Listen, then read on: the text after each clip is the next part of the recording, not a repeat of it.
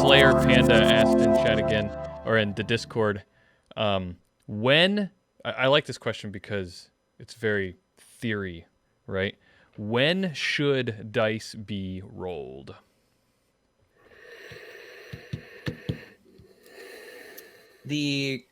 So conventionally, I tend to subscribe to the Apocalypse World, Blades in the Dark style of when something is in doubt. When something would be interesting if it failed.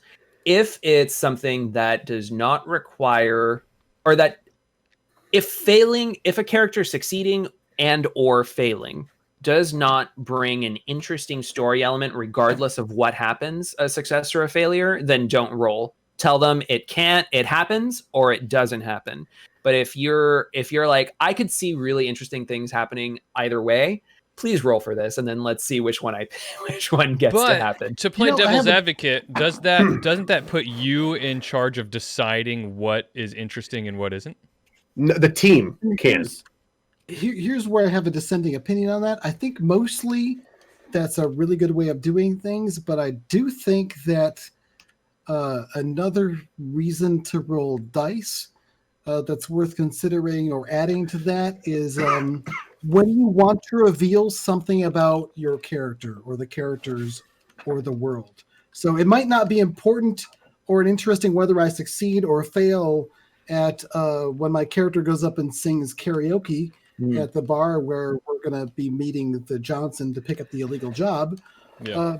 But if my character picked up a singing skill and I want to show off that my character is really good at singing or just is huge into Duran Duran, it's worth rolling that dice and seeing what happens, even if it has no actual consequence on the story other than to reveal information that a player wants to share about their character.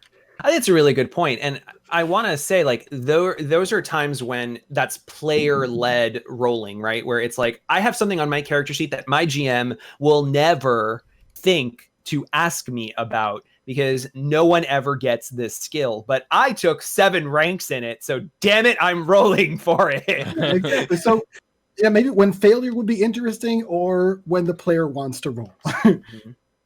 Or maybe when the GM wants to roll, because the GM's a player too, right? If the GM wants to roll a dice to show how cool this thing is, and the possibility of failure might make that even more unusual or interesting or unexpected, it might be worth reaching for that die for something that might otherwise be trivial. And I've done that. I mean, I had a vampire character that was like a concert pianist. So so whenever I could insert a piano, like we were in a bar or somewhere, he would go up to that piano and he would play it. And if he fucked up his roll, he would get really mad and diva-y about it. Otherwise, I would actually play a song like a Beethoven or something on my phone I would describe the whole thing and I would set the scene. It was super cool. It's fun. So why would you need dice though to do that particular thing? Right? Like, I mean, like you could do karaoke or play piano without the dice being involved.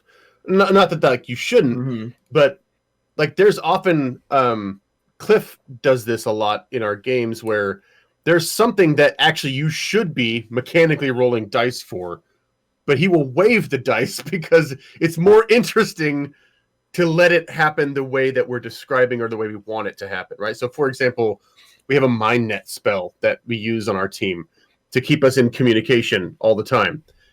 You're supposed to roll for that, and we just never do because it's not narratively interesting. There's nothing good that comes from having to roll that particular thing, and hand-waving it. Or if a player says, I don't actually want to succeed this, I want to fail it, right? And if they're describing something, sometimes something that there is a dice mechanic for can ruin the story that is being told, that is unfolding. Right. So I think if everybody consents to something happening without a dice roll, that even the rules say this is when dice, should be rolled. I think it's actually brilliant if everybody agrees to say, like, can we just not roll dice here and have this happen? I think that's great. I love those sort of things. Absolutely. And if things where we've been in the middle of a combat and it's kind of gotten to the end and I'm like, I know where this is going. It's going to take us 30 more minutes to play out the next combat turn or two. Let's just say you win and we move on. Exactly. And if a player is willing to fail for narrative reasons, then they are consenting themselves to fail. And that's great.